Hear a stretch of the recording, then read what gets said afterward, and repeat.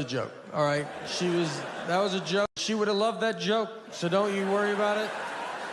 That's the type of humor she had. She was a rescue. It's not your labradoodle humor, all right? A little darker.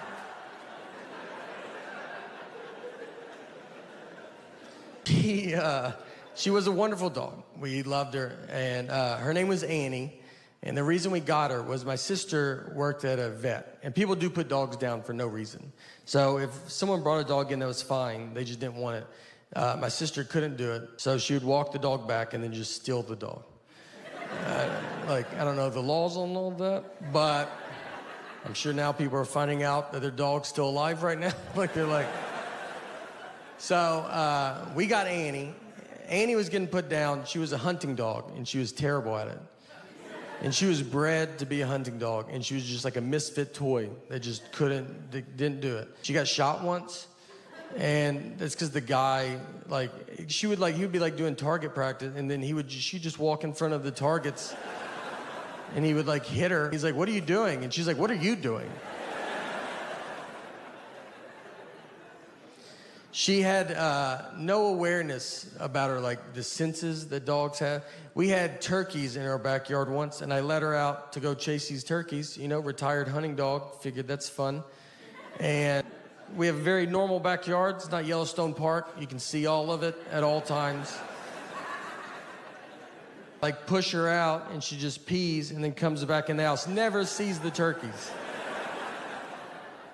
And I'm just looking at her you didn't feel anything? Nothing was going? I sensed it as a human on the couch. I felt there was turkeys outside. You want to take just one lap around, see if...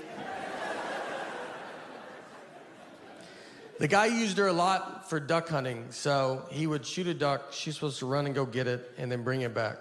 So what I like to picture is he shoots the duck, she runs out, comes back, no duck. And she's like, "I don't even know what we're doing." All right, I did not. A million things flew in the air when you shot that gun, and I'm supposed to know which one you hit. And the guy's just looking at her, and then she's like, "You're not even the guy that I came out here with.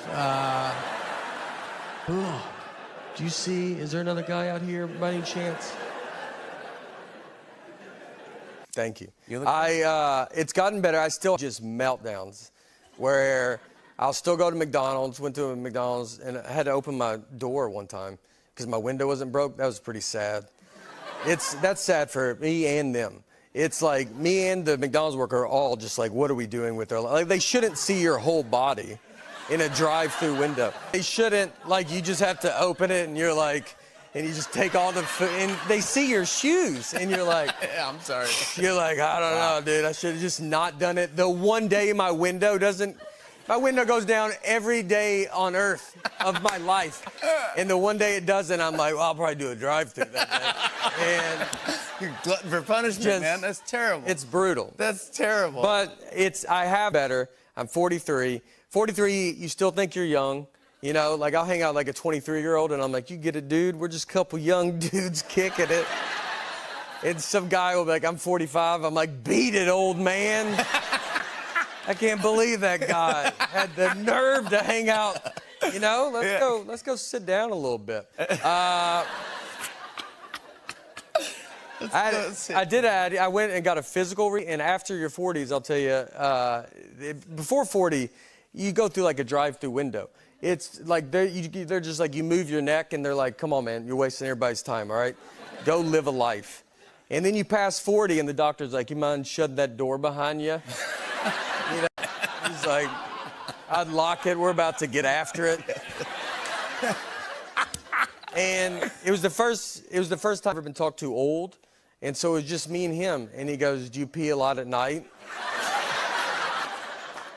And I was did my dad just walk in the room? How old? I've never peed at night in my life. I was how about pee till the sun goes down? But I did. I was but, just so I know what is a lot. What is a big amount? And I'll tell you what, he's ruined me. I only pee at night now. I would love to pee during the day. My body's the day. We'll get it out tonight. Don't worry. Here's what I'm doing for, my daughter's future environment. Is what I decided to do, they say we won't have water. So I put a bunch of buckets outside to collect water. And when she turns 18, and she's like, do I get money? Like, something a little better than money.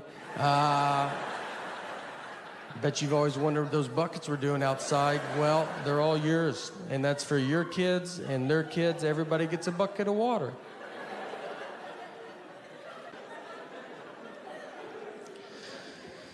No. Look, guys, all seriousness, though, global warming, we gotta stop it.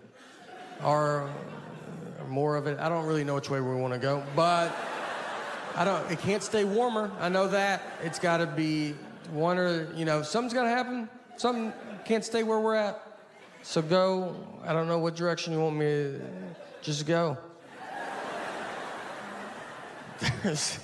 Look, all seriousness, let's use this as a platform for global warming. Guys, I felt like, as a spokesperson for all of Earth, all right? I think I'll give you a message that I don't think no one will give you, and I'm here to say that we're doing fine. So just relax. We're in a time where everybody yells at you and everybody's bad. We're doing great, all right? I did some research, and I was like, let me look at the other planets. Let's see how good they're doing. And it's unbelievable. They're nowhere right now. Some of them have too many moons. That's how stupid they are. And so let's calm down, all right? We're so much farther ahead. They haven't started, and we're almost done. So let's celebrate being first. Don't be sore winners.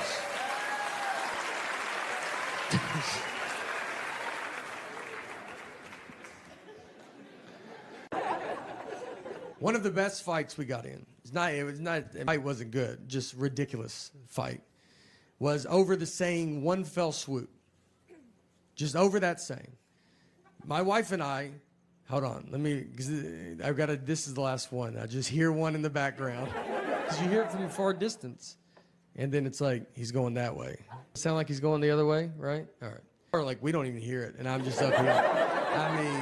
Haunts me for the rest of my life. Every show, we're back and doing theaters, and I'm like, is that a helicopter? Do you guys hear a helicopter? They're like, inside the building? I'm like, yeah, do you hear it? Does everybody hear it? Everybody get down. Everybody quiet down. Is that a helicopter in this? All right. So we got in the fight, phrase, one fell swoop. Just over this saying. And if you're a newlywed, you're like, well, that doesn't make sense. You're right, it doesn't. This is a double-digit married fight. This is when you've already done all the dish fighting or the putting your clothes away fighting. This is when they're trying to mentally break you. They got you almost how they want you, and this is the one that sends it over the edge. My wife, she wanted to go visit her parents one weekend, and her parents are divorced, and which has been hardest on me, to be honest. That's something people don't talk about, When you marry into divorce, they divorced because of her, not me, so why do I have to go to 50 different houses? So she wanted to visit her parents, and she said, I want to do it in one fell swoop. Now, I've never heard my wife say the phrase one fell swoop. We've been together 20 years. She's never said it. And it felt like someone that day told her, hey, you should start using one fell swoop more. And she goes, I'm about to call my husband. And goes, perfect. Use it 40 to 50 times on him. So she calls me, and she goes, I want to go visit my parents, and I want to do it in one fell swoop. And I go, all right, let's do it in one fell swoop. She goes, I want to do it in one fell swoop. I go, do it in one fell swoop, Let's swoop it up. I'm down. And she kept saying it, one fell swoop, one fell swoop. Over and over again. And then when she went to describe this one fell swoop trip, she goes, we'll go to my mom's, come home, then go to my dad's.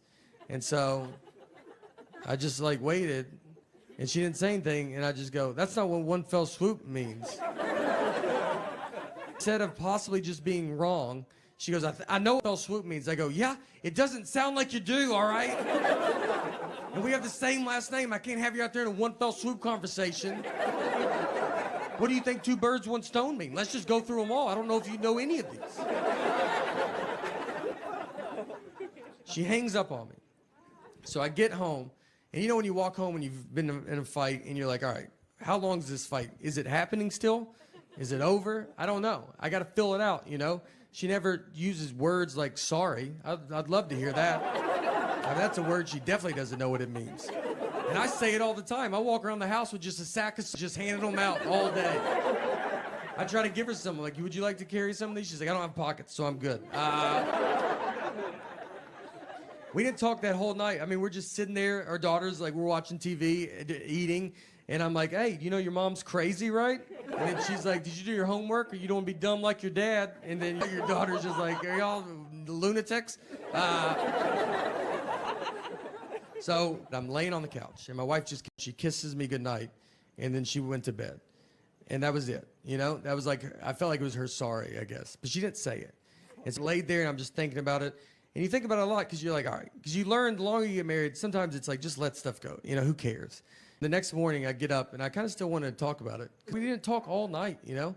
So I went into her, I was like, look, I gotta tell you, I mean, it's just not what it means, you know? And that got it going real good. But I'm so good about this argument, you know? I thought about it all night. I was like, you got this one in the bag, man.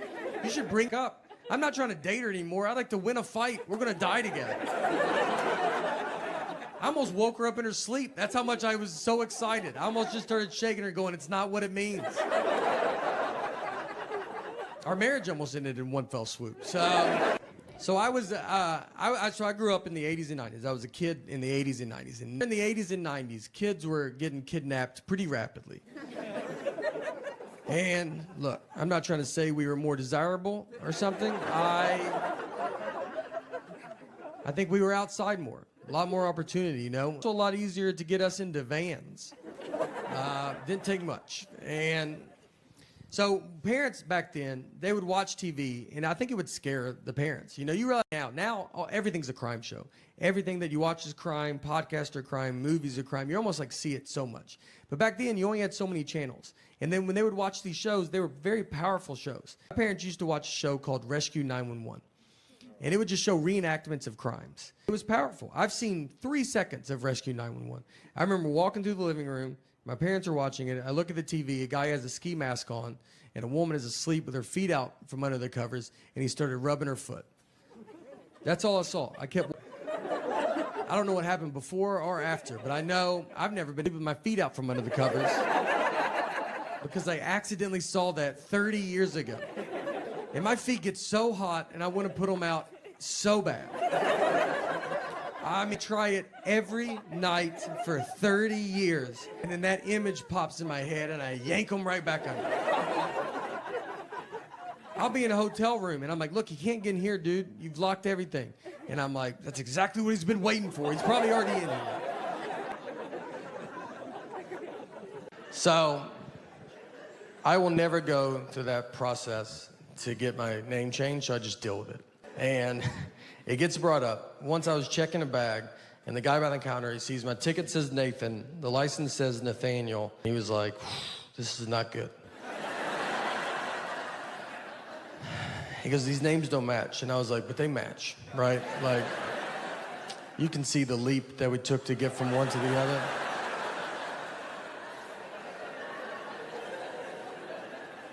He was like, but they're not the same. I was like, but they're the same. And I'm realizing he cannot find out people call me Nate at that point because, I mean, he can't handle that. He's gonna call the police over to be like, there's a guy with 3 names trying to fly right here. If you guys want to just shoot him from over there or something. So I was like, what do you want me to do? He goes, you should go home. That's all I got. He's like, I can't believe you've made it this far. I was like, let me just try it, you know? Shouldn't I try it? I said, look, I'll give you that those names don't match. But what I think is gonna help a ton is the picture on the ID. Something that I've always loved that they did. And I think with 70% of that name matching and 100% face, 170%, I think I'll get through it. And this is what he told me. This is honestly what he said. He goes, look, man, I get it, all right? He's trying to relate to me. And he was like, my name's Joseph. That's what's on my license. So I can't buy a ticket under my nickname Bart. They're not gonna let me through. He said it like, right? Like, do you know what, does that make sense? And I was like, that doesn't at all. Those are 2 different names, all right?